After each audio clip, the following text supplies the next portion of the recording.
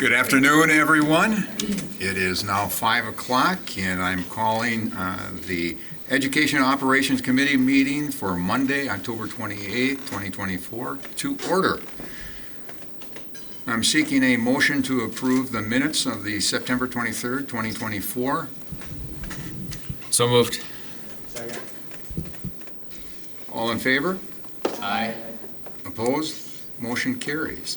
Agenda item 3, Ms. Kara Rakowski will give a brief update on the 4K and early child programs. Thank you for being here.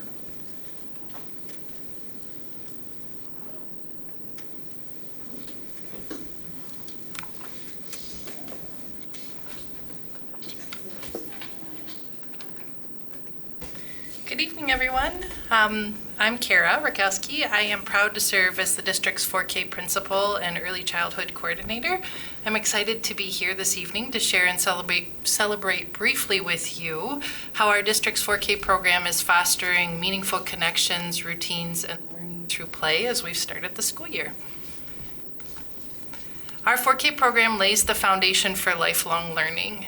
While there are many components of our program that we could highlight tonight, I am again going to emphasize the importance of routines, rituals, and relationships in creating a supportive and safe learning environment. With our 4K program focuses on incorporating developmentally appropriate play-based learning opportunities that promote social and emotional and cognitive development.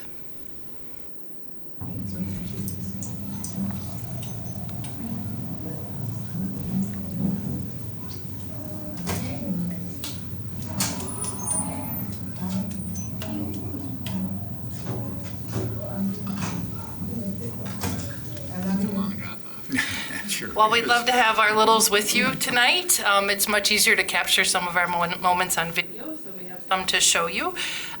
This video highlights the transitions that are made from home to school. So many of our young learners are transitioning into school and our buildings for the very first time, and transitioning away from your family and into a new environment with unfamiliar people can be hard, especially when you're 4. For this reason, a large part of our learning that we've done so far this year in 4K has focused on, again, establishing those routines. And this video shows Berkeley and her mom and the relationship and connection that they make. Each day in 4K, we do greetings as well. So the family connection is then transferred into us with a different option of how you would like to greet your teacher and your fellow learners in your classroom. We know that all learning begins with forming strong connections with both students and their families, and this is achieved through our greetings and many other ways.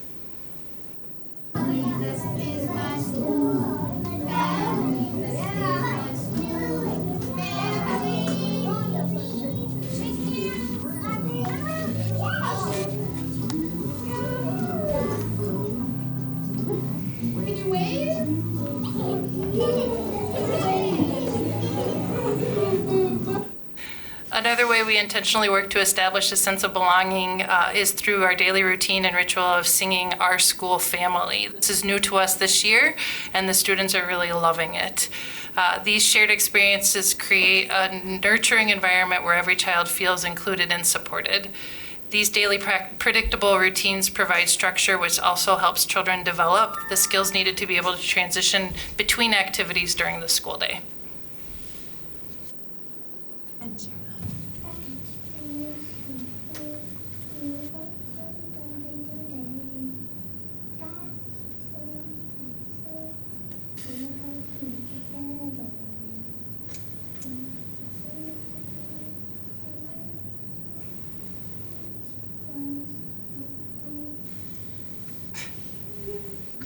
So this is Charlotte singing That Was Helpful. Believe it or not, before this video, Charlotte was very loud and that was helpful.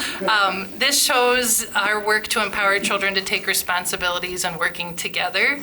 In 4K, students are learning how to help each other through simple acts, such as building together in the block area or cleaning up the classroom together. These practices empower our little ones to build responsibility and foster independence as they're learning throughout their day. In addition, these moments build self-confidence and help students learn how to contribute to their classroom and broader community. Play is at the heart of all that we do in our 4K. Children learn best through hands-on exploration and interaction with peers. And whether building with blocks, engaging in role play, or experimenting with sensory materials, the play that we incorporate in throughout the day helps promote problem-solving, creativity, and collaboration for all our little learners. We also know that play-based learning aligns with developmental goals, fostering both academic and social-emotional skills in a fun and engaging way. Our 4K program is more than just preparing for kindergarten. It's really about building the foundation for a lifelong learning and connections. By creating meaningful routines, fostering strong relationships, and integrating play, we nurture the whole child as they begin their educational journey in the Wausau School District. Thank you for your ongoing support for our district's 4K program. Well, thank you very much for being here. Are there any questions about what's taking place? It's a wonderful program, and bless you for working with the little ones. It's my pleasure. Thank you. Thank you very much. That was great.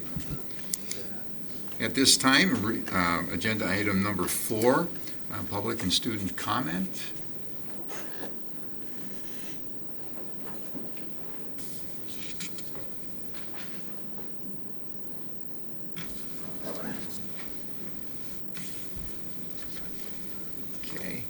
Going to make a comment here.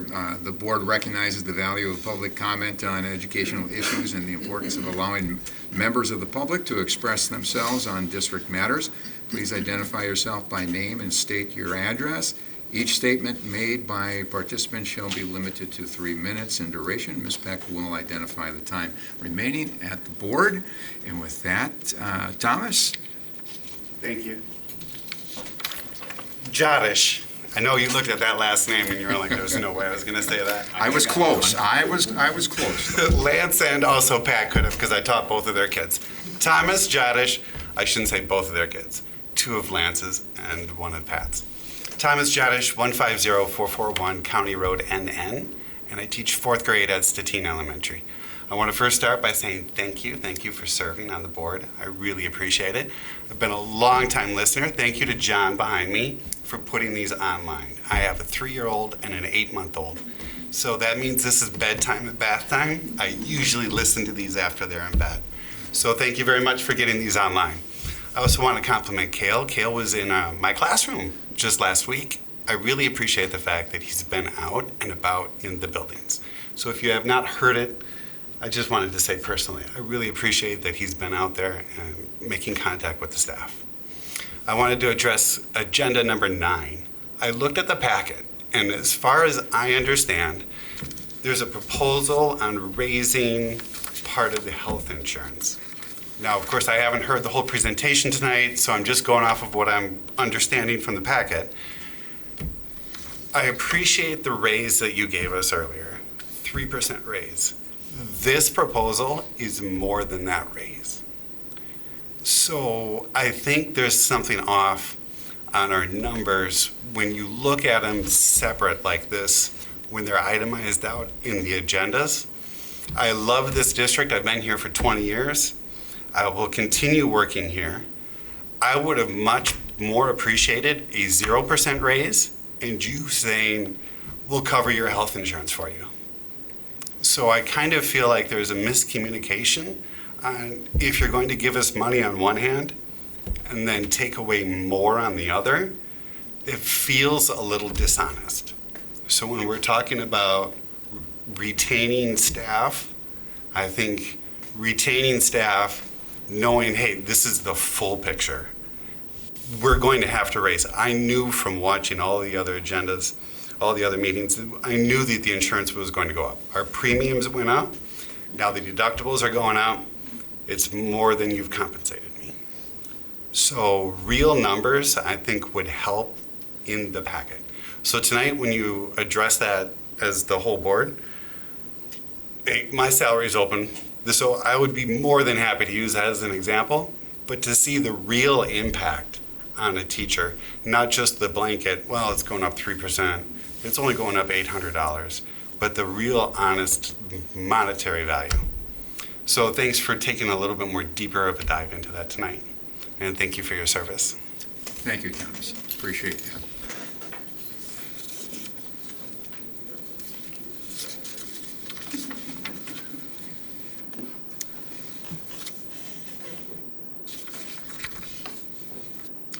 Okay, agenda item number 5, course approval, robotics. Mr. Winter and Mr. Peterson will present new course requests in high school technology for recommendation to the full board.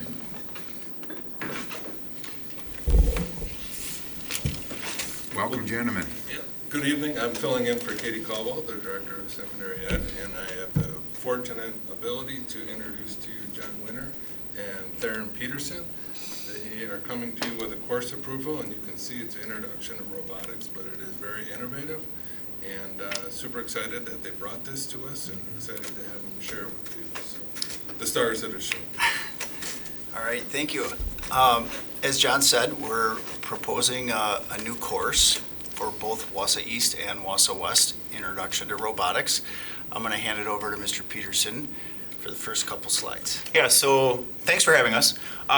Introduction to Robotics, it's a class that we're running we hope to run as a dual credit class with NTC. So they have, and you can see it up there, they have a full robotics program out at NTC. This is going to be the first level class for that program, and it's the class that they're offering as dual credit.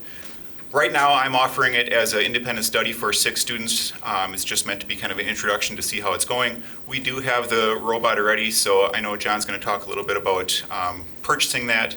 But this is in-house already, so we are very fortunate to have that. And I guess I'll say it's a educational version of an industrial robot, and so that's kind of the bridge between education and industry, where we're providing a lot of the same functions, the same skills that they'd be seeing beyond just high school. So we have 2 main pathways that this would fit in really well. We have a very well-established engineering program, so you can see that we have a number of different classes there. Fab Lab 1 and Fab Lab 2 are classes that started, I think, 3 years ago. Both semester-long classes open to 9 through 12, and the thought there is it's just meant to be an introduction to digital manufacturing, digital fabrication, and then the second one is automation and robotics. So this class that we are proposing, the Introduction to Robotics class, it's really meant to be a step above. We recommend that they're taking the Fab Lab classes, but it's certainly not required, because in those in the Fab Lab class, they are getting a little bit of robotics, but then this would be that next step beyond there. With manufacturing, the thought here is this is modern manufacturing. We certainly have a lot of manual machining, manual woodworking. This is going to be that next step beyond just working with your hands. Now we're talking about, hey, how can manufacturers be using these automated services, automated products to further enhance productivity, quality, et cetera. I would also add that we're currently right now looking at using the robot in advanced manufacturing curriculum and just embedding some of the lessons into the advanced manufacturing class. So students in that class particularly are doing a lot of different project-based jobs and things like that, and it might be a good opportunity in there to also include some of the different lessons and curriculum from the FANUC robot that we recently purchased. I was just going to give a little background on how this came about. Back in 2022, Mr. John Peterson from Shooty Metals contacted us, and we had been out there for a tour and took our students through his facility, and that kind of grew into a further conversation about bringing on robotics in our curriculum in the high school. And at the very same time we were having those conversations, the Wisconsin Fast Forward grant was available, and so our conversation was if he would be willing to support that, could we leverage the Wisconsin Fast Forward grant? So that's kind of how it came about. And we were able to purchase the one FANUC robot for Wausau West. And then again in 2024, we had a very similar conversation with Mr. Peterson, and he was willing to support this again. So we did actually 2 rounds of it. And so one thing we did not mention was our buddies from Wausau East aren't here, but they are also involved in this project as well. Ryan Schroeder, he's going to be the one teaching this class. And so he's actually coaching tonight, so he couldn't join us. But we will have a robot at Wausau East. It's just that it's not here yet. It's actually stuck in a port. And so we're waiting for it to arrive. So we will be outfitted at both high schools with the same piece of equipment and this course.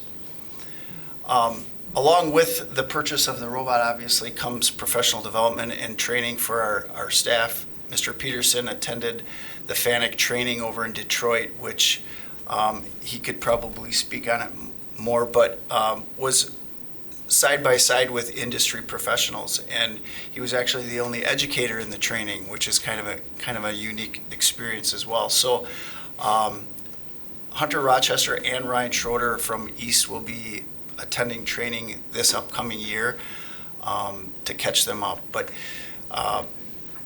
so they've gotten a lot of support on it, gotten the training. But the other nice thing, and I kind of tried to spotlight it in this slide, is that we have more than just the FANUC training. We have support from NTC. We have staff coming into our schools, meeting with Theron, talking about the curriculum, sharing different curriculum, and providing the support there. But really, I just wanted to highlight that, and to be able to offer unique curriculum that's in alignment with our industry. It takes a lot of different groups, right? And this is just kind of a visual.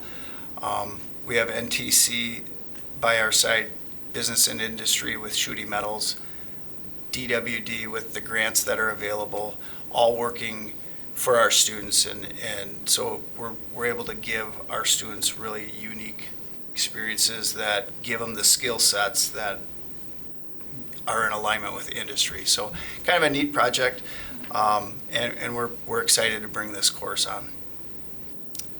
We would be happy to answer any questions that you may have. Let's go around the table. Any questions? Just one. You mentioned at the beginning that your hope is to have it work for dual enrollment with NTC. What would stand in the way, or what would you need to get that done? The dual credit alignment, the agreement is in place. So we are actually offering dual credit for the 6 students that I have in the class right now. So I don't know that there's really anything that stands in the way.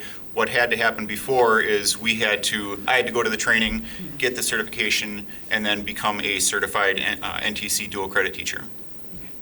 So not so much a hope as just it's the next step. And the same thing would have to happen for I think Wausau at East Wausau East as well. Yep. Okay. Thank you. John? Nothing?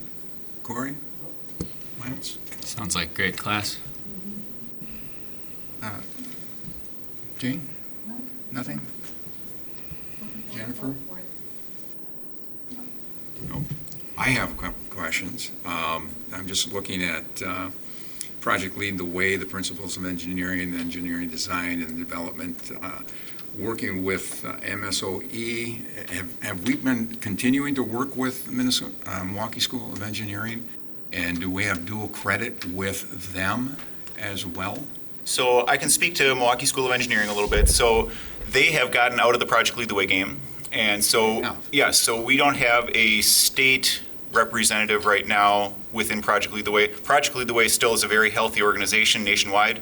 I know that MSOE has gotten out of it just because they were looking to try and, I don't know that they were totally in alignment or totally in agreement with the direction that Project Lead the Way was going, but we do still offer dual credit. We offer it through Rochester Institute of Technology in New York. There's dozens of different schools around the nation that do still offer college credit for students that do pass the end of course assessment. Right, and that's a big thing, and that's why I worked very directly with Milwaukee School of Engineering, and I was wondering where are they in this whole thing. Well, you just answered that question. The next question is, I'm glad that NTC has picked up the ball and ready to take off with it, but I have a question about what are we doing with Platteville or Madison or within the state university system. Obviously, NTC works with them as well with Very much credits so. and that, but where does this all fit with the university level? Well, we don't have anything formal in agreements as far as transcripted credits. However, I would say I think that the entire industry in engineering is Industry 4.0 is kind of on the forefront, and I think we're seeing a lot of his graduates entering into some of those university programs, but we don't have any transcripted credit in terms of the tech ed area with the university system yet. In fact, I don't know a ton of high schools that do. So I think that would be I look at that as an opportunity. Like, there's endless opportunities for us to partner with those university schools, and we would welcome conversations around that. Well, I'm interested in that because, as I said, that's so important for students to have choices with the dual credit, the transcripted credit, whichever route you go with. And with a number of students that are interested in engineering, the different types of engineering, I'm hoping that we can continue. So all these questions are not, why aren't we doing? It's more, what are they doing? Yeah. And I'm interested in what are they going to do if one of the top engineering schools like Milwaukee School of Engineering is now gotten out of that. Where does a Platteville play in this, and where does Madison play in this? I'm hoping that they're not going to forget about, the grooming of these students going into these different pathways and not give them the opportunities. That's where I would be probably jumping up and down after them, to be honest with you. So I won't take it any further. But I do have one other question. Coding. Now, I know that we've worked the math course in this year. We carried it on so that we have math taking place in construction in that. How is that going? Is geometry and construction class? It's going well. We have a class running at both schools.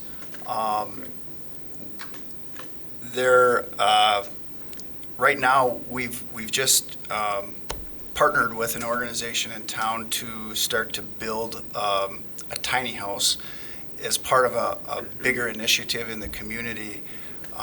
And so that class, along with our building trades classes, have been busy working on that. But we're excited about that. We're getting a lot of positive feedback from students and families on that. So we're very optimistic we're going to continue to deliver that class, and we're hoping to see it, the numbers continue to grow.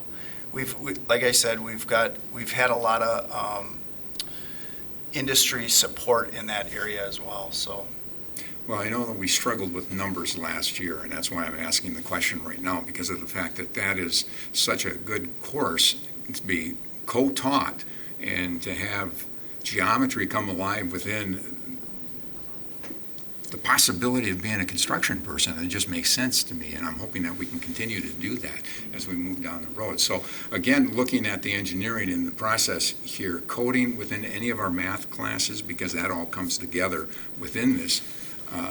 Do we have a course that is specifically for coding, or is that just being touched on in some of our courses? I can't remember. yeah, we have a sequence of IT classes or Computer computer science classes. So there's everything from an introduction to intermediate, advanced level computer science classes within our math department. Okay, yeah.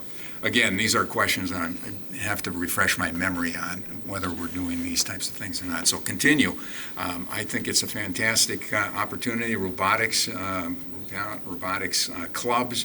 I like the idea of the competitive robotics, if we ever get to that point. And I think most young people like smashing robots and coding it in that direction as well. So keep up the good work. Thank you. Thank you. Anything else? No? Okay. Thanks. All right, thank you. Right. We'll get to that right now. I'm seeking a motion to recommend to the full board the approval of new robotics class at both Wausau East and Wausau West. Any other questions? If not, all in favor? Aye. Opposed? Motion carries. Thank you. All right. Next item on the agenda items, Mr. Uding, Mr. Williams, and several librarians will present the Wausau School District Long-Range Library Plan. So we're looking forward to this.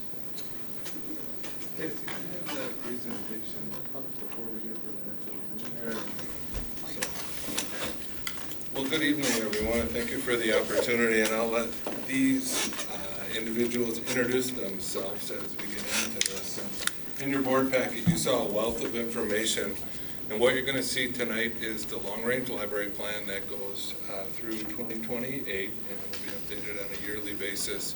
And this slideshow that you saw here really is the background to where we got and how this has been coming to play. But I want to start here with, these are all the elementary librarians, Tanya Stramberg-Bauer, Chris Maligi, Abby Matek, Julie Gasky, Marie Martins, Kim Gilbertson, Joanna Nelson, and Jen Moore. They're at our elementary sites, and you can see the sites that they're at. Our secondary librarians are Kathy Radevich, Tiffany Brano, in the middle here, Jen Ader, and Paula Hayes at Wausau East, and Ralph is transitioning into that role. So we're all here tonight to share the work of that plan with you. I'm not going to go through this whole thing. It's just the layout of all the information you have, and if you have any questions of that. But just real briefly, the mission and the vision of our library, the philosophy, and this plan has really been in the works for over a year and a half now, because it was updated again this fall. And it's been that whole group of librarians there with it. It's based in these 3 different sets of standards that you'll see.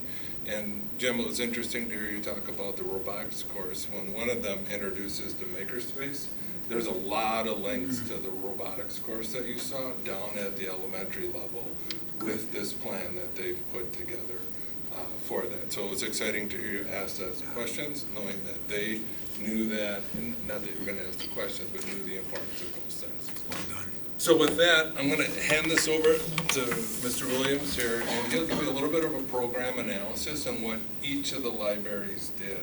So some of our librarians had to do this twice, and it just kind of overlays each of the libraries. Yes, so thank you. In essence, what we wanted to do is have a program for each of the libraries in the district. And that's why I mentioned that some librarians had the opportunity to do it twice because they're in 2 different schools. Cassie, would you mind go ahead and clicking on the link for the library narratives? Well, maybe that's not a live link. Okay. It is. It was a live Well, link. I think maybe the guy switched. So, the PDF. in essence, it's a PDF for each of the libraries, and it'll go over different sections. It's a lengthy document because it is for each library, but it's the mission, the vision, a little bit about the library, the schedules, circulation. And when you take a look at the circulation, one of the things to note is talks about how many times they interacted or with the different students. It's not that, say for the first one in Franklin, there were 6,000 interactions. That wasn't 6,000 students, it was 6,000 times with the students that they had. It's just a little clarification for there. The collection development and how they decided on what the collections that they wanted to bring into the schools. Online sources is an important thing for the libraries these days, so that's a separate section. And then a discussion on the common school funds and how percentage-wise those funds are used within the library.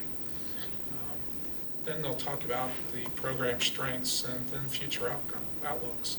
So if you want more detail, please feel free to go in there and let us know if there's any questions from that you might have. Now we'll go to the goals, and the first goal.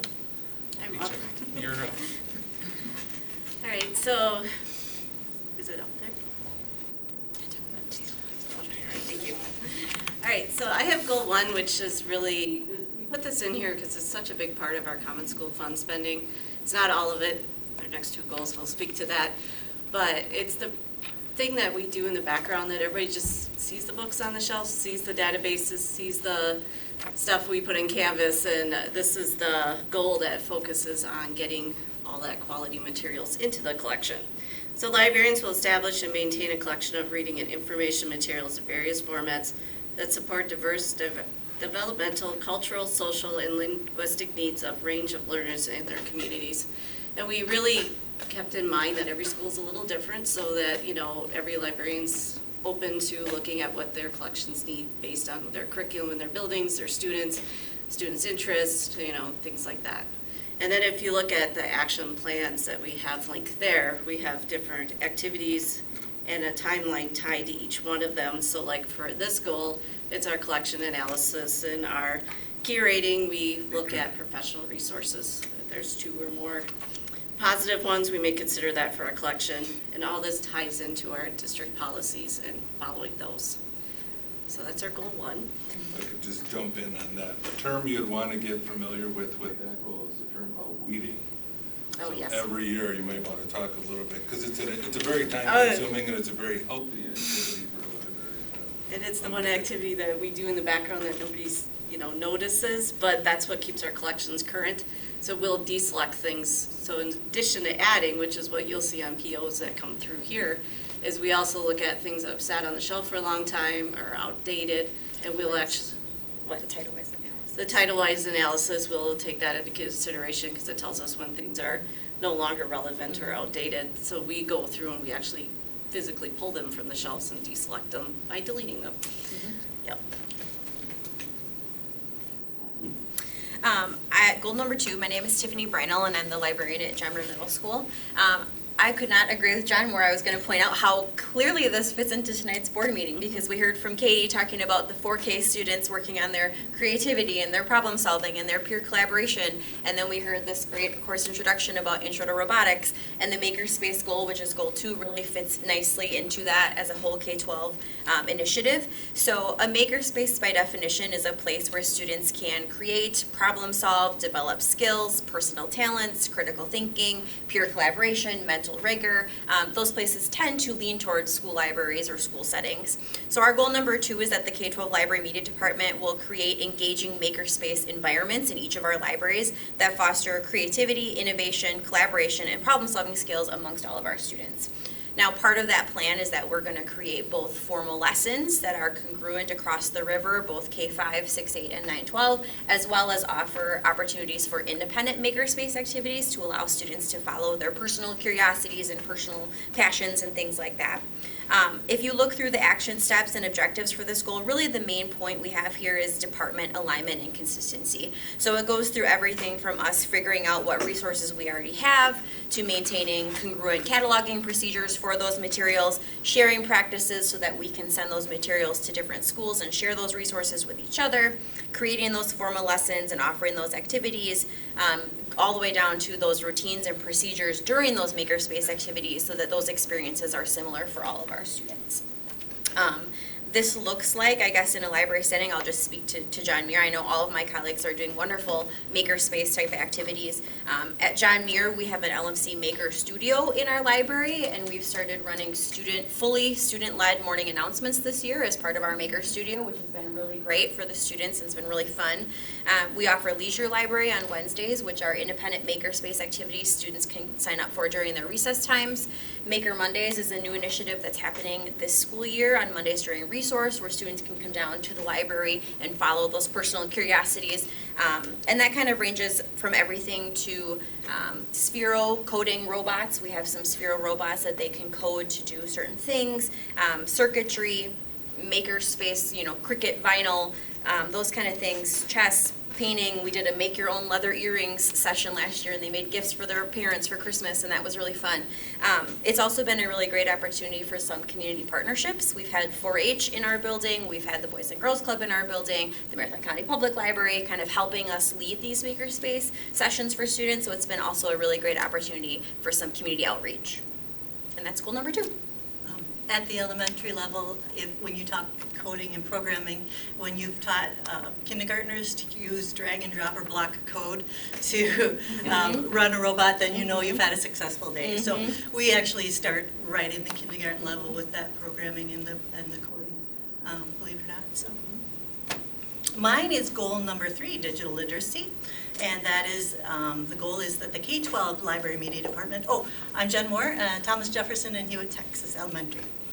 So the goal is that the K-12 Library Media Department will create and implement an updated digital literacy curriculum that provides learners with the skills to actively participate in the digital world in a safe, respectful, and responsible manner. And with that, at the elementary level, K-5, we've taken the first steps by developing a Canvas course, and that was actually implemented last year. So we had 1 year now to see it in the hands of students and watch their skills develop. And we've done the process of the annual review and made some modifications to our course at this point. That's where we're at. But across the district, digital literacy has consistently been a part of the library instruction. This goal will simply continue to streamline the lessons and ensure consistency at all grade levels across district. So the rest of this just lays out some more information, but that's really the plan. So we'd be glad to entertain any questions that you might have about the goals or the plan or the library program in general. Well, let's ask questions. Jan, you want to start us off? No, I'm good. Good, okay. Joanna? I was just curious to know what happens to the books that are weeded out. Are they donated or they just? They're a mix of things. Like at the high school level, we leave them out if a student is interested in them. If they're like, I'm updating old literature that, the books just like the Hunger Games fell apart and I bought a new one. Maybe somebody wants the old one. We have donation places that we send them to Jefferson, to Patty, and she sends them out to people. And if we do recycle, if there's really nowhere for that particular title to go anymore. Thanks. No questions. Corey? Yep, I have a couple. You might have mentioned it a little bit. Are you, for certain books that might be unique or like a one-off book on a certain topic, are you able to get that from the county system for the student to use for, the class and then instead of us purchasing it? Yes, I'm actually, at my school, we're part of WSCAT, which is ties in with the public library that lets us actually borrow from, I think it's 3 states. Most of the time I don't go as far as any further than Milwaukee. So like teachers will come in or students will come in with a specific title they only need for one moment and we'll get it from there. Everybody in the district's allowed to ask me to get them and then we'll shift them through is one thing that we do. Okay. We're also part of the Digital Library Consortium at the elementary level. And middle school. So if there are copies that maybe you don't have in-house, we generally can have them digitally as well. Yeah, so a few years ago, maybe 5, 6 years ago, when we entered into a more formal agreement on interlibrary loan, Mob will actually stop by the public library and pick up books, and they've added it to a route when it's needed. So, Okay. And so with the digital side of it, are we creating a common database of books then that all our students can, access no matter what building they're at?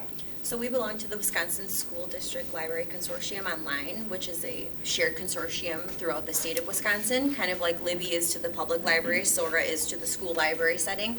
And they have curated bands of content for each grade level, so the elementaries and the middle schools subscribe to that as well, and then the high schools curate their own content, but on that same platform. So students are functioning on that same platform from the time they're in 4K through seniors with, I think, the middle school collection's over 17,000 copies of digital content, and then that's just ebooks and audiobooks. And then, of course, we also purchase online databases and research as well, which is aligned across buildings. And do we customize the items available for our students because we would maybe want something different than other districts? Yep, we can add to our Advantage collections to purchase individual titles, audiobook copies that teachers need if they're doing a class read aloud, things like that. We can curate that collection to our liking. Okay. And then for the high school level, the SORA East and West we share. So I put books in there, Paula puts books in there, and everybody in both schools has access to the same books. Okay. Is one of the goals or maybe benefits of doing this to get away more or less? I'm making the assumption that each elementary school might be a little unique, and that this project would help create a more of a uniform system across the district? This would be a good opportunity to talk about our 40 great books. Yes, it would. Yes. We have a conversation annually about looking at titles that we feel are of quality to be represented in each building. Oftentimes, those books then get funneled into the book bowl competition selection process. But that's a great opportunity so the librarians look at those titles and then share that information, and then we have a common set of books. But we also are very unique. Certain school demographics might lead to certain interests. One of my schools leans more graphic novel, manga, and one, my tractor books really go. And everybody has their own unique voice, and so we librarians, as we curate, we look at our student populations and what their interests are, because their passions begin in the library. Not only when we're talking about just the ability to have choice in reading, but again, that choice with the maker items and being a creator and learning to code, and we don't always recognize that the elementary and then all the way up it continues to grow, but we're promoting careers right from the beginning, or personal student interests through our work. I think along those lines, Corey, too, every library is unique, and that's one of the beautiful things about our library program here is there's a desire to create consistency for kids as they move, but they are unique to each building with it. But probably on a weekly basis, multiple times, you'll see a request from one librarian saying, hey, I have a student who's interested in this book, I don't have it, who's got a copy? And then you'll see those things come across. So while each physical collection is unique to a degree, there's a lot of commonality. It really is a big district collection that they're constantly accessing on their own needs as their patron. Okay. And then my last question is really more for you, because I know you'll be able to answer. Will the safeguards on the kids' Chromebooks automatically identify inappropriate texts and not display those things if they attempt to access any of that? Do we have a filtering system that would detect an electronic resource? I think that filtering level is done more on the electronic resource from a library resource. That's going to be more through Sora and Follett and the age-appropriate collections and the time that they take a look at it. Our current filtering systems would do more for if they searched for that book. If they, were emailing back and forth and might get gaggled. So there's kind of a multi-layer to that. And if that's what it's not scanning the text that's coming up in front of them and looking for it. It's the search. It's the communication that's happening, looking for that information. Okay. Are the services that we use for the digital books taking care of that partially as well then? Besides whatever we have built into our system? The consortium that we subscribe to is curated by a group of certified librarians, and it's not like one person curating that collection, it's a collection team of librarians who are doing the same thing that we're doing, boots on the ground here in the district, where we have a selection policy that we obviously adhere to, meaning that those books meet certain requirements listed in that board-approved selection policy, positive professional reviews, recommending it specifically for the age groups that we service. And there's a built-in age Yes. restriction in that, so a first grader doesn't have the same access that a ninth grader has. Absolutely, Or yep. eighth Okay. grader. That's what I want our parents to know that we're talking and about. I think the other really, really reassuring piece to that is with all of those safeguards in place on the vendors' end, they are constantly going through those options and catalogs and fine-tuning it and really checking out what's there. And in fact, throughout the beginning of this year, there's been a lot of conversation going on about Sora and some of the different things and sharing opinions and fine-tuning that for that very reason. Okay. John? Sarah? So I love a makerspace. I did have a question. I was looking quickly at the makerspace inventory, and there are 4 elementary schools specifically that have almost nothing listed, and I'm wondering if that's because we're not inventoried yet, or we're still in process, or they're not interested, or kind of where we're at with that. So, do you want us to speak to that? Sure, go ahead. That's part of our goals. We've actually set aside some of our common school fund money, aware that, budgets differ between buildings just based on size, so that we can catch some people up. It's also based on,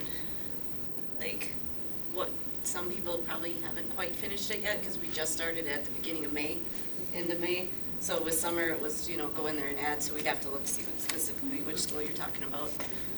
Part of the goal is to get that to be congruent across the district. So step 1 is figuring out who has what, who needs more, kind of a thing. And then obviously, like John Muir has crochet needles, for example. I don't know if anyone else does. Well, if you're crocheting, I can send you my crochet needles. So kind of looking at what do we need to be congruent on, and what do we think we can share across buildings without extending resources unnecessarily. Well, and I like your focus on congruent as opposed to identical, because clearly they don't need to be sharing. But, everybody needs some. Right. I would say every elementary has a healthy makerspace inventory and catalog available to students. They just haven't quite gotten it to. They haven't gotten to that part, or The the paper. other part that was really time consuming was making sure that they're cataloging it in exactly the same way. So there's a lot of facets to that, but every school has a healthy makerspace. Some are heavier in one area or the other, but nobody has enough. Good, that's good to hear, and I'm glad, well, John, you know my background in technology and that, so I'm always looking at digital literacy and what we're doing and the importance of the LMC in that role, but also looking at the advancement and acceleration of students. As I was saying with the engineering aspect, you can't accelerate at the high school if you're not accelerating at the elementary level, and that acceleration has to take place in order for people to keep on going at the upper level. So I'm glad that it's all coordinated and we're bringing it down so that we can move our students along. I am a little concerned about, not on our part, but where the post-secondary people are going. I mean, if they're backing away from some things and we're accelerating our students and they're now backing away from dual credit and things of that fashion, I'm a little concerned about that. So I'm glad we're doing what we're doing, because we're doing our job, and that's what we need to continue to do. So thank you very much for what you're doing here. Appreciate that. And videography is something that I'm going to strongly encourage. Mr. Bartha, you and I have talked about that, getting videography in the classroom. Let it be known that we have a TV station and things of that fashion, that we can keep on moving. So if you're having announcements being done at the elementary level, now it can be taken to another level at the high school level. So I applaud you in doing that. So keep it up. I'm going to seek a motion to recommend to the full board the approval of the Wausau School District Long Range Plan for submission to DPI and implementation. Okay, we have a first and a second. No further questions? All in favor? Aye. Aye. Opposed? Motion carries. Thank you very much for being here. Thank you.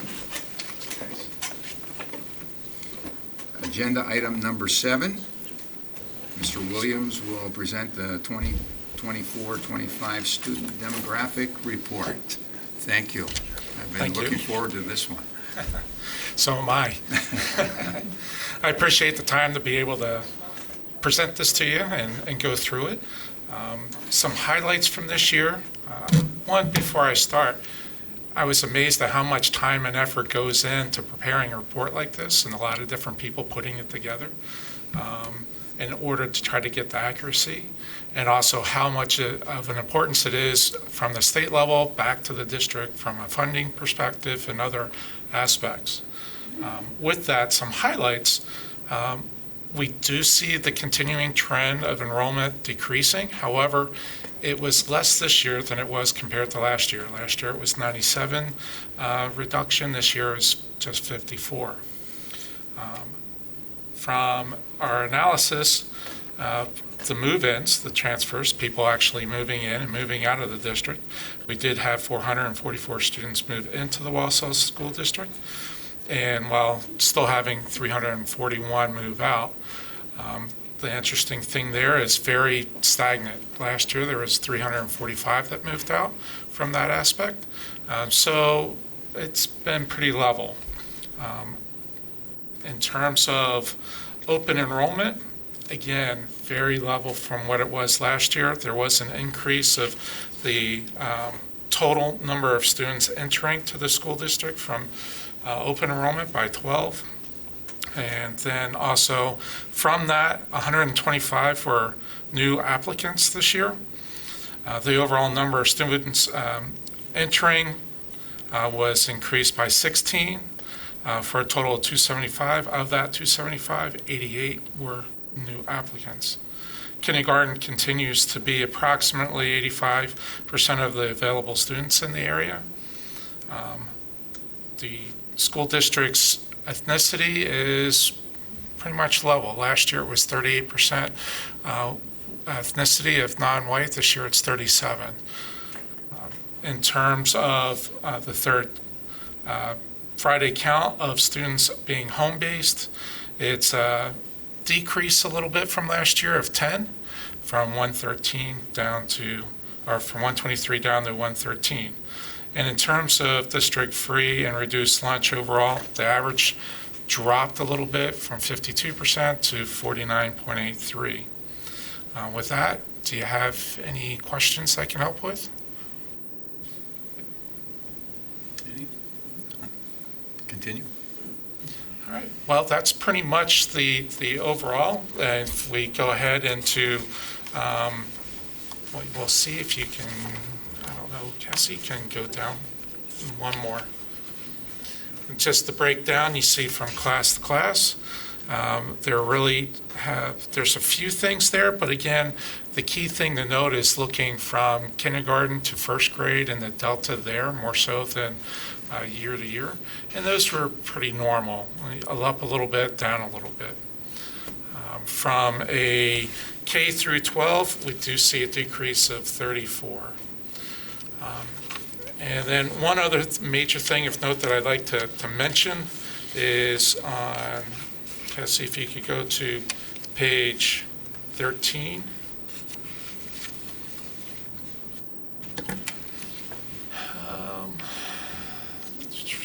This is the number of immigrants that have been coming into and refugees coming into the district. And you can see that it's pretty level, just like it was last year. And actually, if you go back one page, you'll see that here's the list of countries that we have immigrants and refugees coming. That's increased from last year from 25 to 37 this year. So we're seeing a greater diversity in the immigrants coming into the school district. Okay.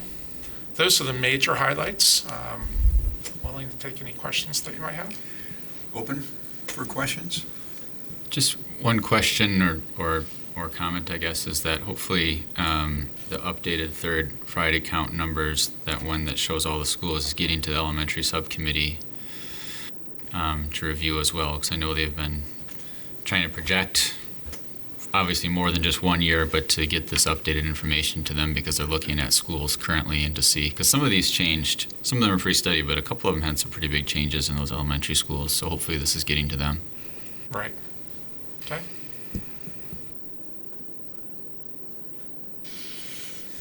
All right. Thanks. With that was just information for us, and we'll be ruminating over this in the future and taking a closer look at everything as well. So, thank you very much. Thank you. All right, agenda item number 8, Assistant Superintendent Josh Vergoot is presenting a summary report presenting all legal counsel expenses incurred during the first quarter of 2024-2025. Report is broken down by law firm and by the type of legal advice sought. This is a written report that requires no action, so I turn it over to you, Josh. Thank you. Exactly like you just said, we look at this once a quarter. This is reviewing the first quarter of this year. Thank you, Cassie. I could not read that to save my life. So looking at about $3,800 in total expenses for this quarter. Just for point of reference, the total budget for this is just south of $100,000. Last year, we were slightly over budget, so we're well behind where we were at this point last year. But that's about it. Any questions on the legal services? I don't have any. Okay, thank you so much. And you might as well stay right there so that you can continue into the next item. Mr. Priest, good to see you again. Good to see you. Thank you. Nice to have you here, and I'm going to turn it over to the two of you. Thank you. So John and I will attempt to share a microphone. John Bryce is with M3. M3 is our broker for our health insurance. So he's coming here tonight to talk through where we currently are with our plan, some updates on direct primary care. That's something that we talked to the board about last spring, along with some proposed plan changes. So that's what we're going to cover tonight. I will turn it over to John just to talk a little bit about our plan specifically. Good evening, everyone. So I'm going to keep this brief, but I do know that it's a very important topic. I just wanted to start by saying, just a reminder, your group is self-funded. I do think that sometimes when a district or an employer is self-funded, the average employee doesn't know, and to some extent they don't care, whether you're self-funded or fully insured, because what they know is when they go to the doctor and they turn in their ID card, it's, sort of covered or it isn't, and hopefully they know what their deductible is, but employees don't concern themselves with it as much. The employer, however, is self-funded because what you're trying to do is prevent the insurance companies from having a greater profit than necessary. They're always going to try and stay ahead of claims by charging you more than what those claims are. So when you're self-funded, the whole point is to manage your costs. And I do think the district over a long period of time has done a good job with that. But we have reached a situation where I feel like over time we have made incremental changes that were smaller changes. In the short term, that can work. But in the long term, we have to make some bigger changes. I don't feel the deductible, coinsurance, and copayments that will be proposed tonight are bigger changes. But I do think that it's a step in the right direction. You'll hear a little bit more about that. In terms of the plan overview, how's the district doing? Are you competitive? Are you not competitive? How do you compare with other districts? It's really not. It's not a matter of your district having a plan that's worse than everyone's by any stretch. The average deductible is $3,000 for a single and $6,000 for a family at a school district in north central Wisconsin, and your district has a $1,600 deductible for single and $3,200 for family. So it's half as much as what we see for an average deductible. That includes the bigger districts like Stevens Point, DC Everest, Wisconsin Rapids Public Schools. I mean, arguably, you are in a situation where it is reasonable to try and make some changes to catch up with the market, and necessary. So your deductibles are quite a bit lower than average. Your out-of-pocket is lower than average. Average out-of-pocket is $3,500 and $7,000 for a family. You're going to see when we pull up the slide that the proposed changes mean that your plan will still be very competitive and better than average. In addition, your district deposits $1,000 for a single and $2,000 for family into a health savings account for employees that choose that option. And you offer a plan called the traditional plan, which we'll be talking about in a minute, that really is so much more competitive than any other district that we see, even though employees pay a little bit more for that plan. So the overview is your plan is very competitive. It's reasonable, the changes that we're going to propose. It is necessary to make the changes in the short term, and I think necessary to start getting more serious about some bigger type changes in the long term, including direct primary care. Thankfully, you have an insurance committee. We're not in an environment where there's the old way of doing things with a labor management committee. The committee doesn't decide whether the changes get made. Frankly, you do, but we do try to get some buy-in, and I have to say, it's not as if any employees ever say, well, I'm excited to have my deductible go up, right? Like, nobody does that. But informing them is what we've done. I am glad that they have had a chance to see the options. Some of the bigger, more drastic options are not being proposed that we did even share with that committee. So just wanted you to know that. That's sort of the overview. Josh, is there anything else you wanted to add to that? Do you mind talking now about why proposed changes would have to occur in this timeline. So Josh makes a good point that we should probably also add to it that the timeline for these changes is necessary because your fund balance has been dwindling. Your group has not had a good year. You have a 112% loss ratio right now. For every dollar you're setting aside in terms of budget, you're spending $1.12. And it's really not a situation where, as an advisor, we're comfortable with it. We don't want employees to have to pay more for sure. But I also can't pretend that you can afford to operate at a loss any longer. Really, you do need to make the changes. And I think that by doing that, you're setting yourself up a little better. One thought is that last year we proposed a change that was very minimal, $100 increase on the deductible because federal law required you to do that. We made some other minor changes, but this year I think what we should do is try and get out a little bit further so that what happens is when the federal government says you have to raise your deductible, we're ahead of it and don't have to approach the employee population with yet another deductible increase next year. So we're trying to get a couple of years out. So for those two reasons, I think it really is necessary to make the changes for January.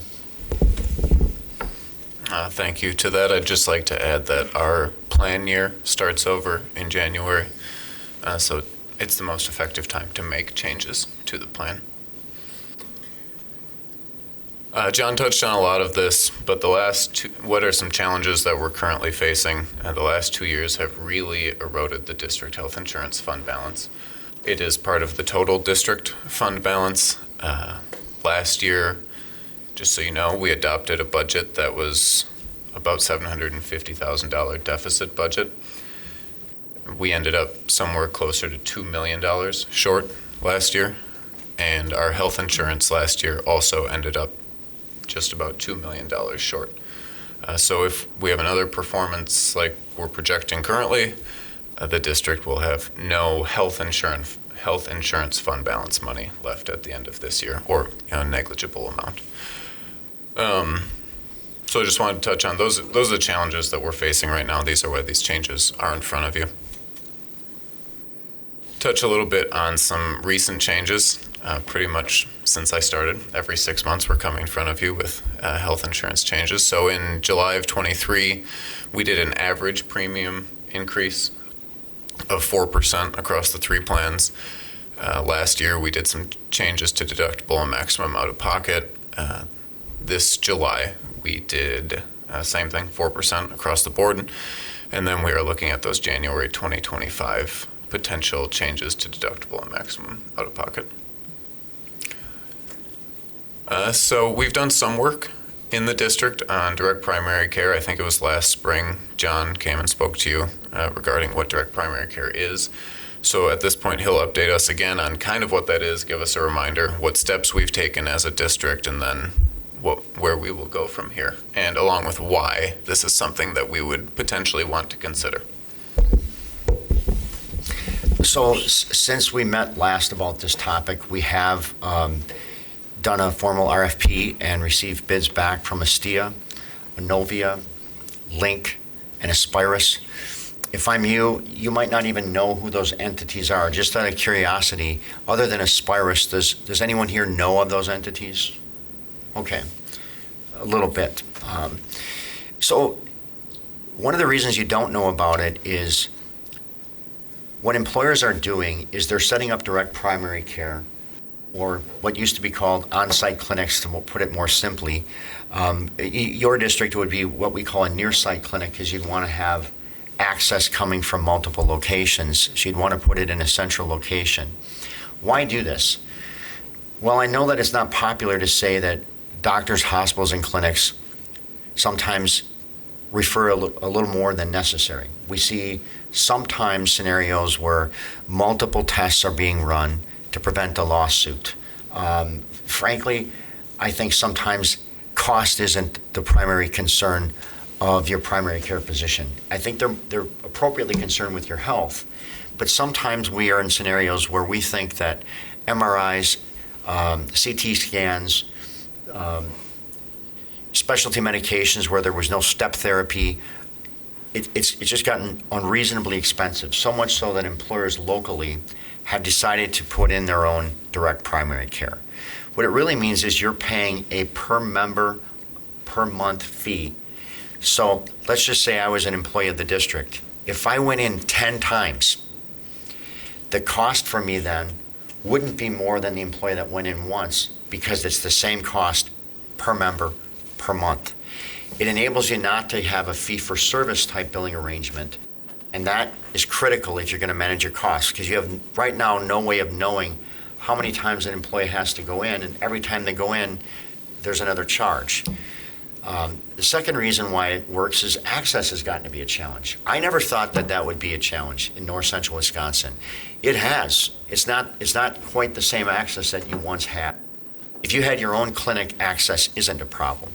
So it helps you manage your costs in a variety of ways. It really does help you with your wellness program, because you're able, hopefully, to coordinate some of your efforts as it relates to population health management. It helps you have a fixed fee rather than a fee for service, which means it's the same cost every month. And it enables you then to improve access to employees, which hopefully is something they would want. We have seen this trend take off in the private sector. It's now not a maybe.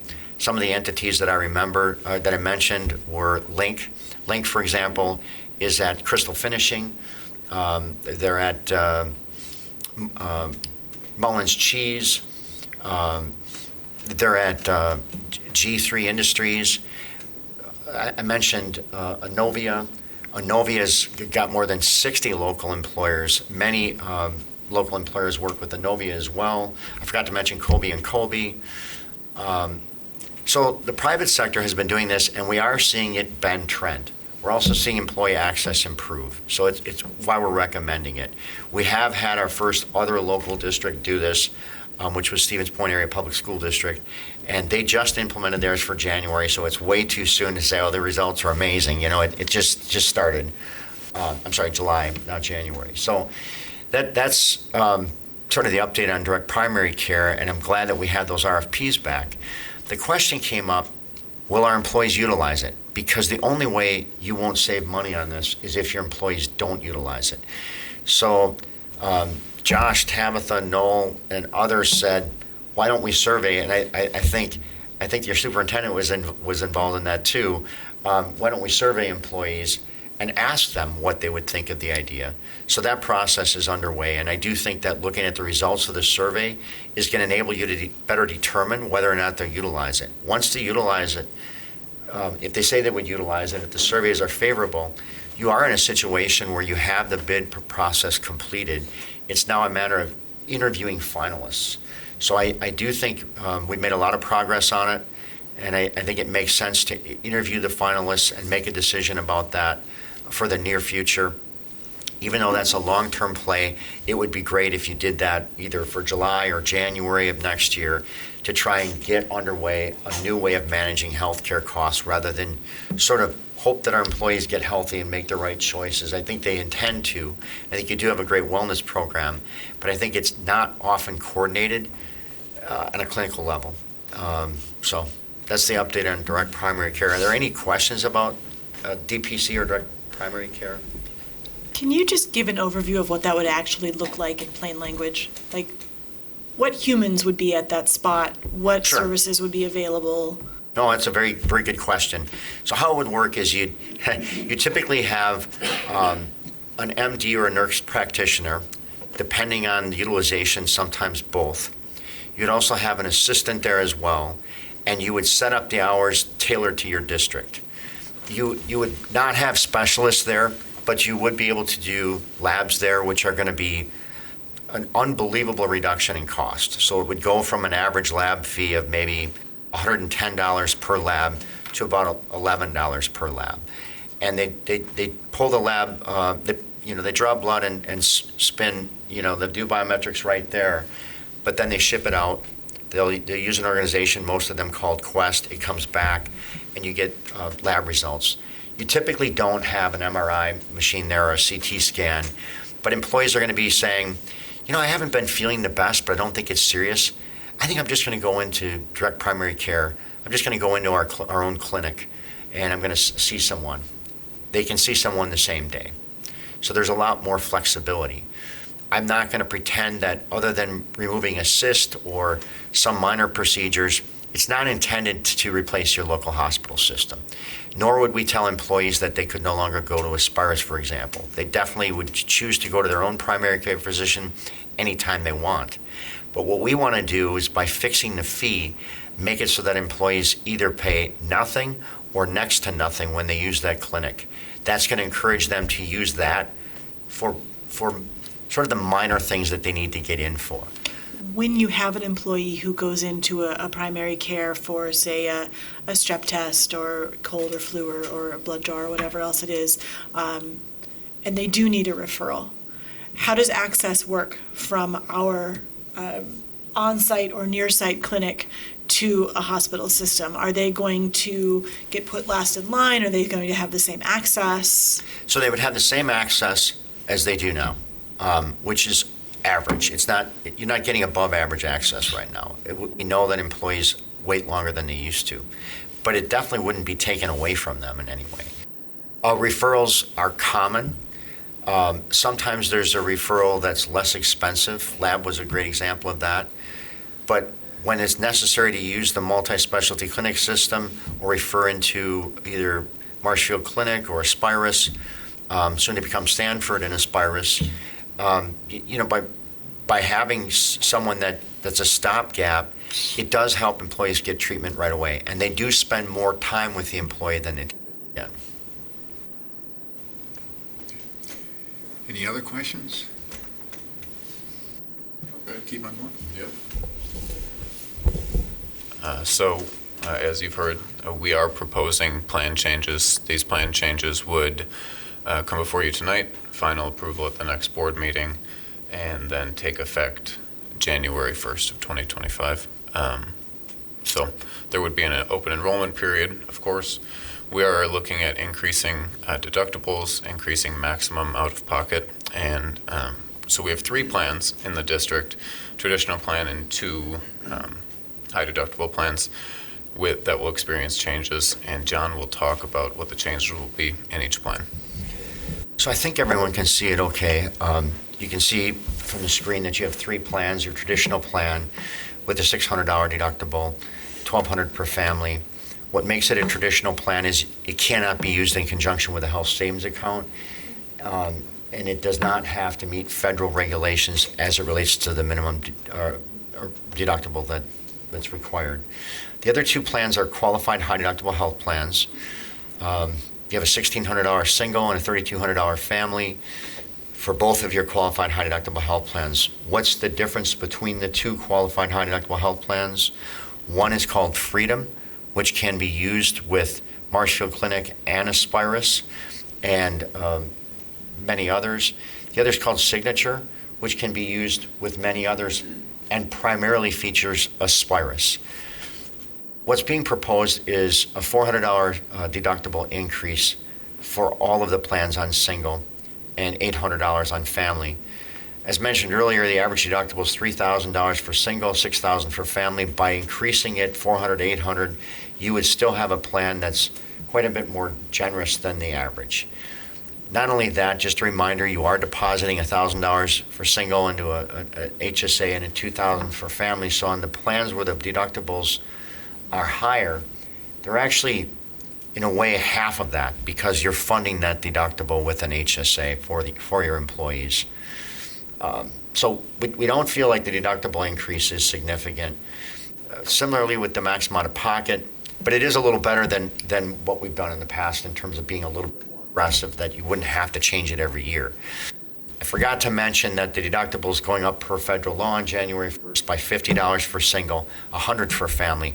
By increasing it $400 for single and $800 for family, we're getting out ahead of it also. So not only are we catching up with the average a little bit more, but we're also saying we're not going to have to come back in 6 months and then another 6 months with another deductible increase because of federal law.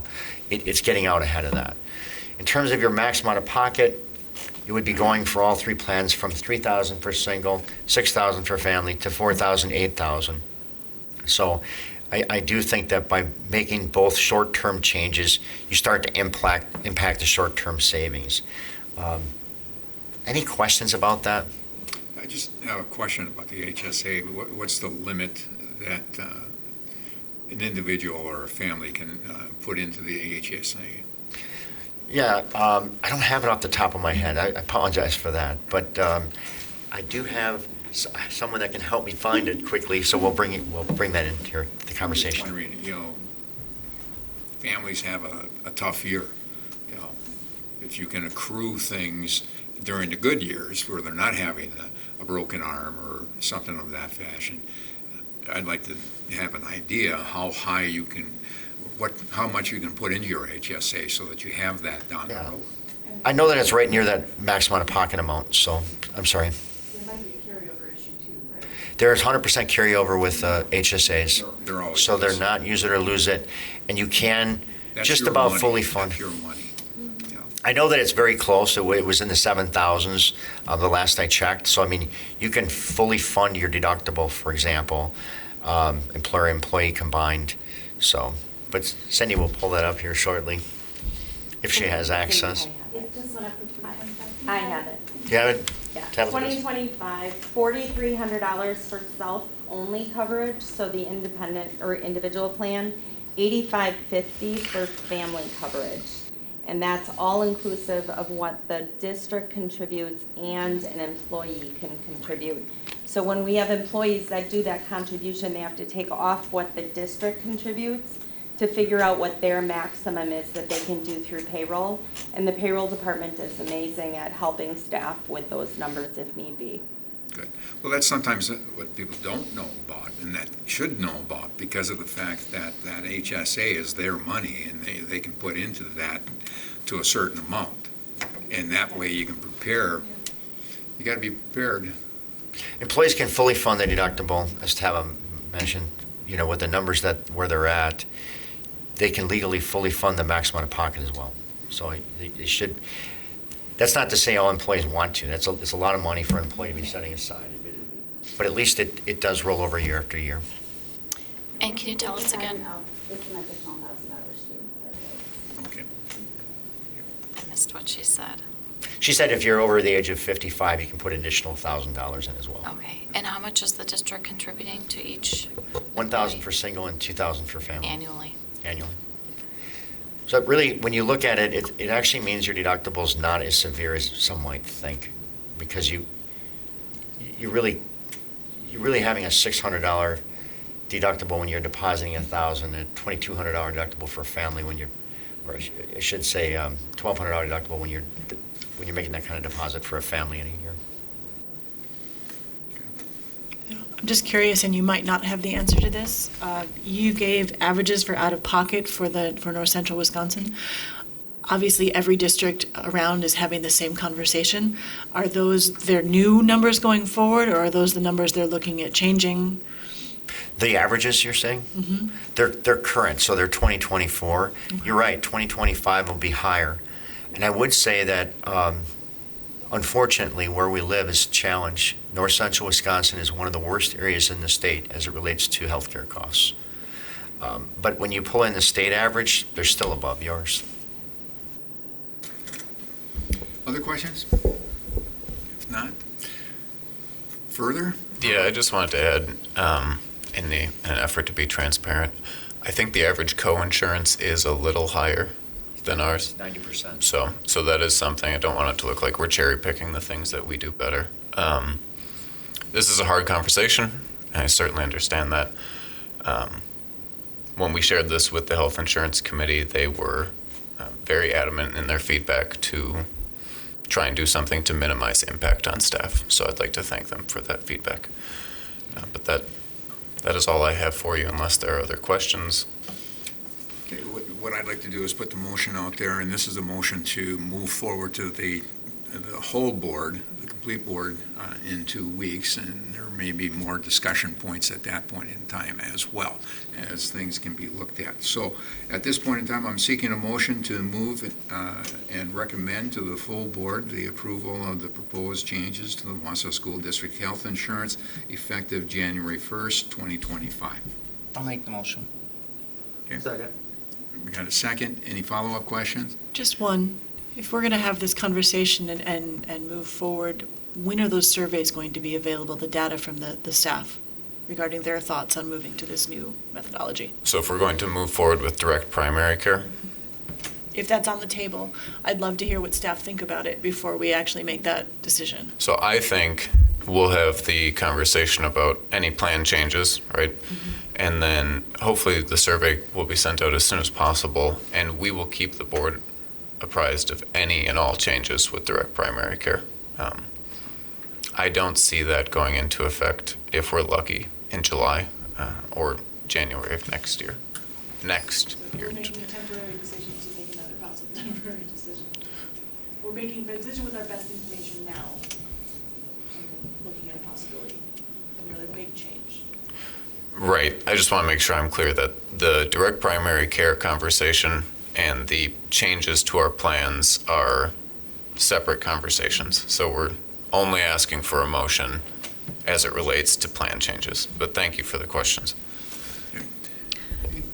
I just can't wait until this country joins the 21st century and the other civilized countries in this world and gets national health care. So we do not have to have these conversations, and everyone is covered for health care, including our students, and that this doesn't, the profits made on people's health is just disgusting to me, and I just can't wait till we can move forward. Thanks. Thank you. Any other comments? If not, all in favor? Aye. Aye. Opposed? Motion carries. Thank you very much, and we'll pick up this topic in a couple of weeks.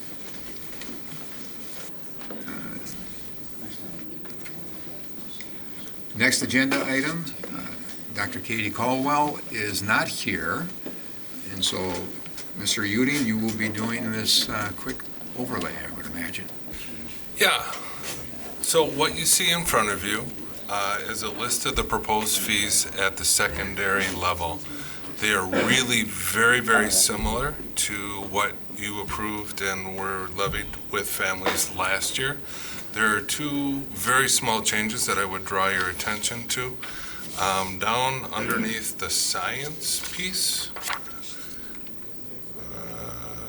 right there, that has, I'm gonna put my glasses on, that's $5 for everybody, and it had been $6 at Wausau East. And the other change in there was the lab fee had been $3, and that's at now, both will be $5. So just some slight movement there to make them both the same in that area of science. The other one, Cassie, if you scroll down to make you aware of, is at Horace Mann and John Muir. Right there. You'll see previously that those fees for the school activity fees had been at $20. They are now increased to $25. But what was removed from there was a physical education lock fee at $7.50. So they removed the $7.50 and added just $5 to the school activity fee. So it's actually $2.50 less than it had been. But that was the change, and that's why it's at $25 versus $20 with the student fees there. So everything else remains the same as it had been, but I just did want to point out those slight changes to the fees that are brought before you tonight. Well, I'm going to put the motion on the table, and then we can move from there. I'm seeking a motion to recommend to the full board the approval of the 2025-2026 student fees as presented. So moved. Second. Okay, we've got, any questions? If not, all in favor? Aye. Opposed? Motion carries. Thank you very much. Thank you. At this point in time, moving into agenda item number 11, I'm going to, before we get into this, I'm going to pass it over to Mr. Bushman to give us a comment that I missed earlier that you have to report. We'll do it in the next session. Do it in the next session? Yes. Okay, all right. I will then vacate that one, and I will move to what I'm going to be talking about. All right. Agenda item number 11 I have a great opportunity right now to be able to talk about the Wisconsin Association of School Boards. Wisconsin Association of School Boards is an organization that represents all the school boards around the state. There are 421 school districts in the state of Wisconsin. There are 15 regions for the Wisconsin Association of School Boards. We are in Region 5, and I happen to be the director for Region 5, and I'm very honored to be in that position because I was voted into this position by the 34 districts that are in Region 5. And that was done 3 years ago, and the first time was 6 years ago, and so it's my honor to be the director for the last 6 years. And during this period of time, the WAS has the opportunity to identify board members who have done extra and over and above work in order to be professionally developed in what we do as school board members. And I've talked to several of the board members in the past talking about the fact that it's important for professional development because of the fact we've learned how to become board members through the Wisconsin Association of School Boards and going through this award system. The award system is a 5-step process, starting with step 1, moving all the way through step 5. Now, there are only a few members, if I'm not mistaken, throughout the state have reached step 5, and we have one person that is on our board that has reached step 5, and I'd like to acknowledge that at the beginning of this. Jane Rouge reached that, I think, several years ago, and congratulations on that.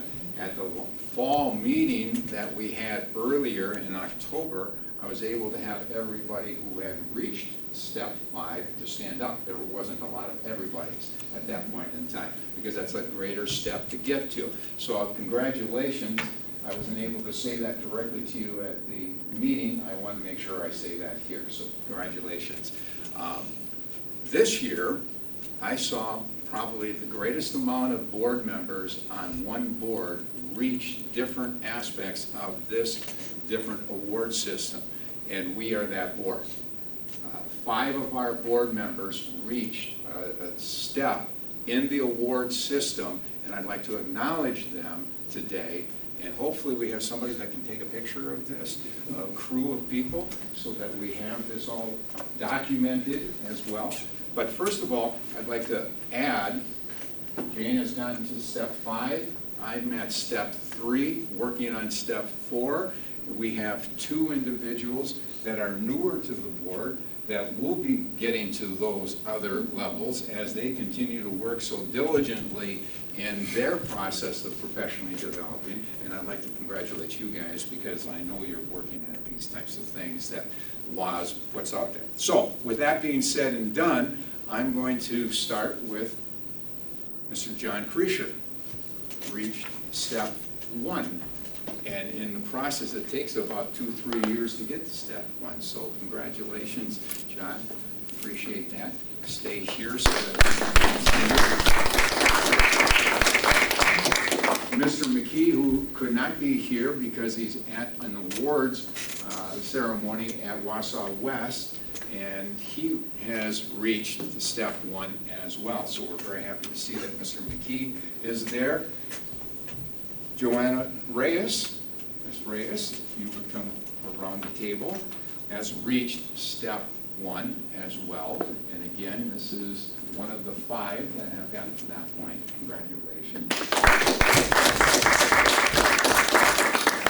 And Mr. Corey Sillers has reached level 1 and has been on the board for 2-3 years now. And congratulations on getting there as well. Mr. Lance Trollope has reached level 2. I'm very proud of the fact that he is at that level and continuing to move on and has done a lot of work for me in the last couple of months because of my vacations. Thank you very much. And Mr. Bushman, if you could come around and get into this picture. I hate to have others not to do it, but you'll get there. Okay. That way we can get the logo. Why don't you go on that side and I'll get here.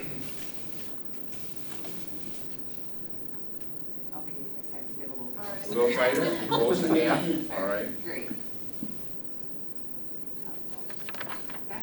Thank you very much. Congratulations, people.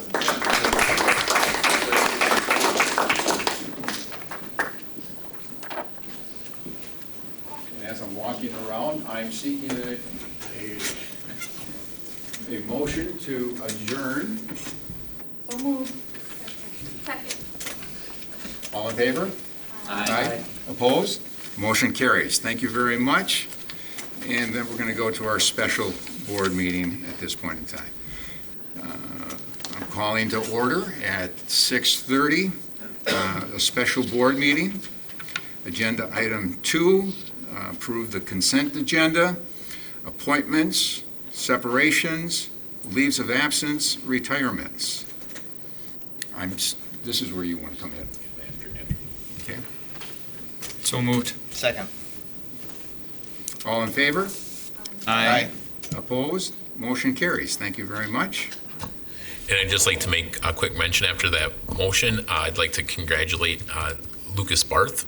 Lucas Barth has been our interim principal at Wausau East High School for the last year and a half. With that motion, we've lifted the interim tag, so he is now the principal. We're very excited for his leadership and glad to see he's doing great things at Wausau East. So help me congratulate Barth. Welcome aboard, Lucas. We're very happy for you to be in that position. Go Lumberjacks. All right, agenda item number 3, board book attachments include the expenditure budget presented in function format and revenue budget presented in source format as required per Wisconsin state statutes.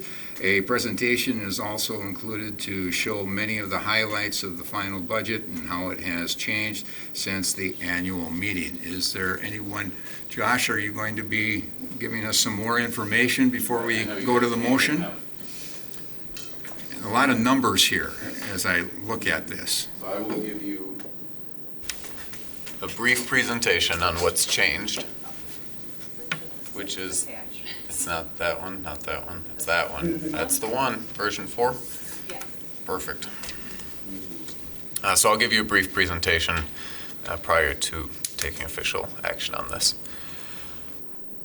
So we're here to establish officially the tax levy and budget for the district for this year.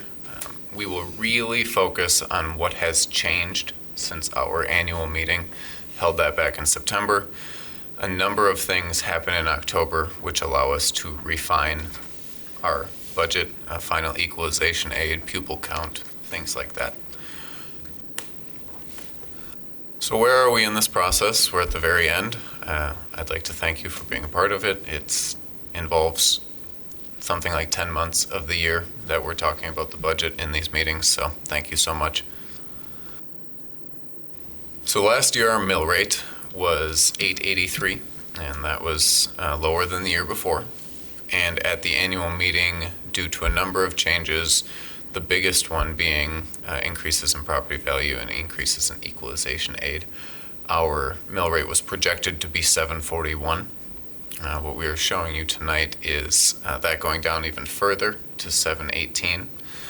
And that is due in large part to about $1.9 million of increased aid that the district is getting due to those factors that change after the annual meeting.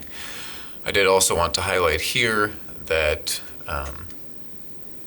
the mill rate, a mill rate increase component would be increase in private school vouchers. I'll talk about that a little more later. So this hard to read sheet is the highlights of most of the changes since we had the annual meeting across the funds. We will look specifically at Fund 10 here. So right there at the top, you can see that the private school vouchers have increased by $468,000 roughly. So just as a reminder, students can apply and qualify for vouchers to attend private schools. The state asks us to tax people in our district, but our district does not get that money. It comes to us and is sent directly back to the state to then be distributed to those private schools. So although it is a component of our levy It is not for our schools specifically. So that did increase by about $500,000. And then if we go down, about halfway down on the left where that yellow line is, we have some additional changes in Fund 10. So we have the $1.9 million subsequent decrease in the levy. So we get more aid, the levy goes down. It's a teeter-totter. It doesn't necessarily mean we get more money as a district. It's just how we are funded. So one change we do have that is additional money for the district is what's highlighted in yellow, the other aid for personal property. This is something the district really first caught wind of this fall, and we didn't get finalized until the end of last month. But this is money, additional aid above and beyond the revenue limit for the district. So this is outside of what we had been talking about previously. And that is $814,000. So that's a sizable amount that the district will get this year. There's potential to get it next year, but we kind of have not gotten good guidance on whether we will get that going forward. So it's not really something we can count on at this point. Any questions on the changes? I was just wondering, out of the, what is, levy the 719, what of that is vouchers? Great question. I think it's 60 cents. We will, I hope it's in the presentation in a couple slides here. Yeah.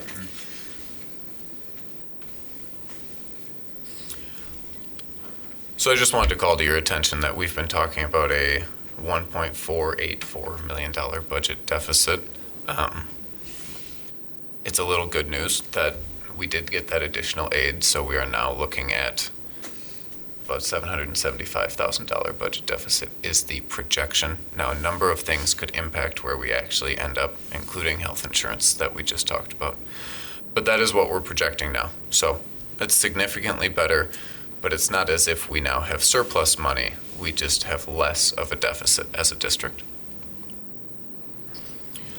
We've talked about this a lot, but if you baseline to 2011, 2012, state funding, really the revenue limit increases per pupil have not kept pace with our needs as a district. This is just comparing it to inflation.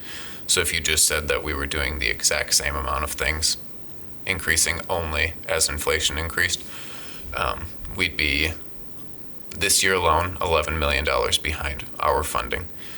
And in aggregate, over $46 million behind where we could have been in terms of funding as a district, looking at simply CPI level funding increases. So this isn't necessarily the place to talk about this, but one lever we can pull as a district, if we so choose, is we can go to operational referendum to increase our ability to spend above and beyond the revenue limit. So it's probably something you'll be hearing more about as a board going forward, but I just wanted to let you know that that is something that we can do as a district and a community to support our schools and our students.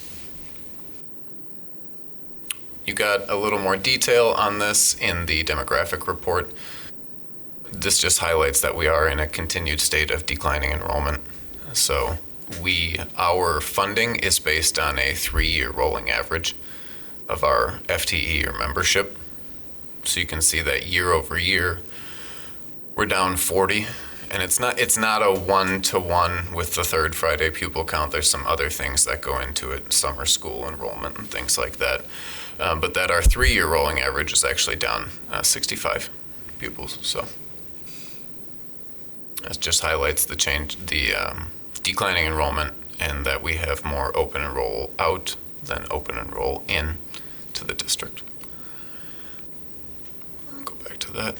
So just highlighting again the changes that have happened since the annual meeting. State aid has increased by roughly $1.9 million. The revenue limit did increase by about $542,000. And the result of that is our general fund levy will go down by $1,378,082, which is $5,206,621 less than last year. So we are asking $5.2 million less of our taxpayers than last year. And this goes to your question about private school vouchers. So it's up to $3.7 million in total for our district. 60 cents in our mill rate, up from 52 cents in our mill rate last year. So you can see that trend there on the top is the total dollar amount. It's gone up significantly in the last 10 years. And then as a percent of the total levy, we are up to 8.36% of our total levy is for those private school vouchers. If you look at Fund 10 specifically, it's somewhere between 19 and 20% of our total levy is, our total Fund 10 levy is private school vouchers. Debt defeasance. So we have capital debt that we took on to help pay for our projects that are ongoing throughout the district. And one strategy that the district uses is to save taxpayers money in the long run is to prepay on that debt when possible. So it's a strategy that we will continue this year.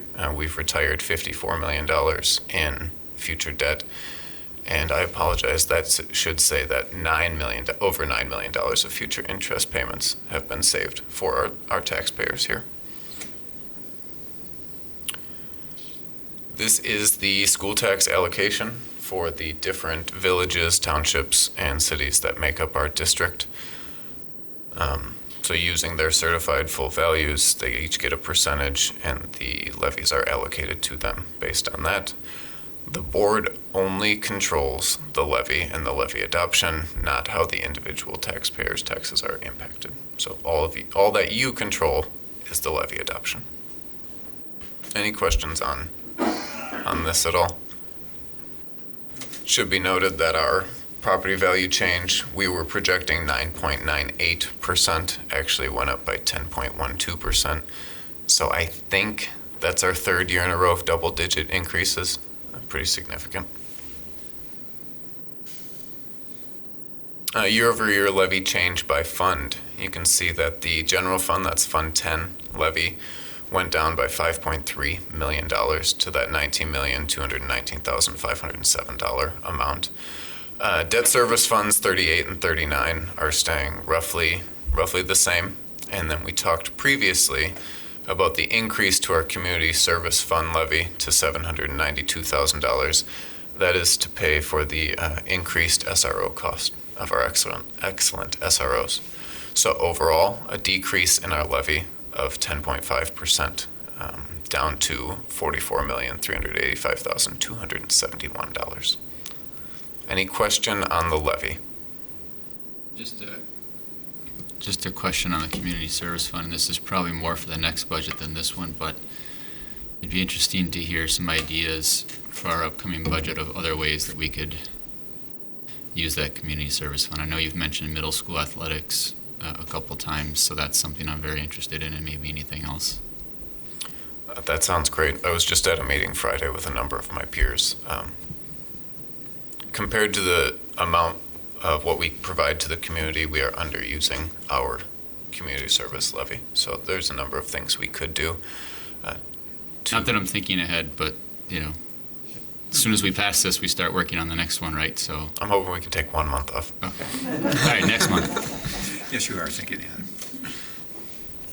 Any other questions on the levy?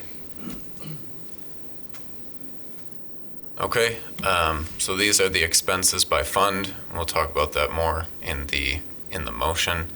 They're pretty close to what we had last year in general. Some slight increases, some slight decreases. Any questions on the expenses by fund? Okay, so this is where you guys would adopt these two motions, but I want to open the floor one more time for any questions that you have regarding either the budget or the levy. Okay.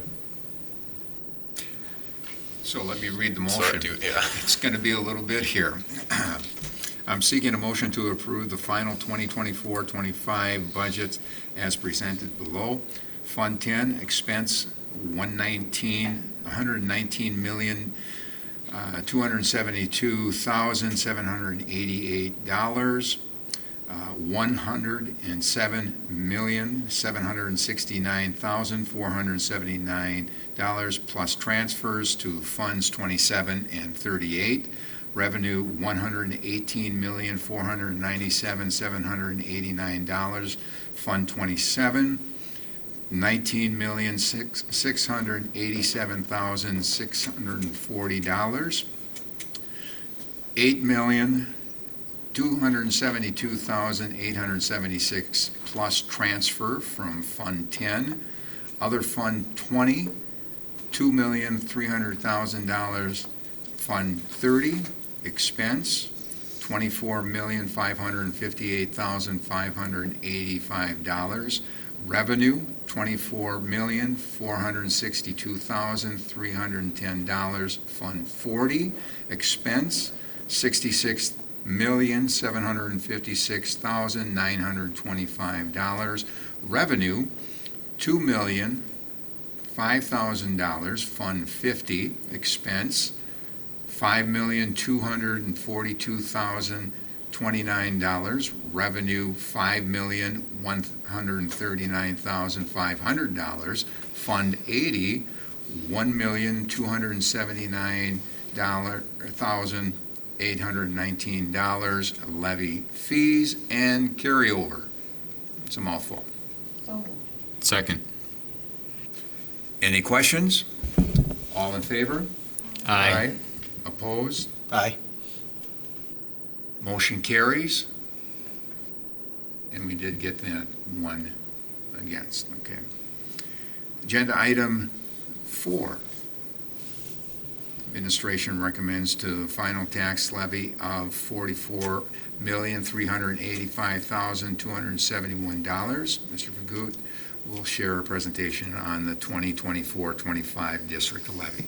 That was all included, and so we'll continue.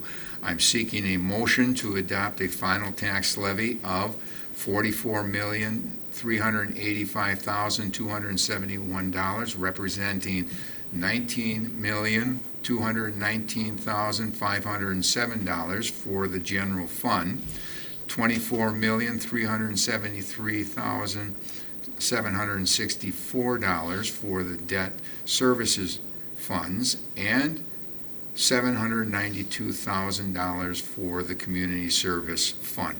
I'll make the motion. All in favor? Aye. Opposed? Motion carries. I'm seeking a motion to adjourn. All in favor? Aye. Motion carries.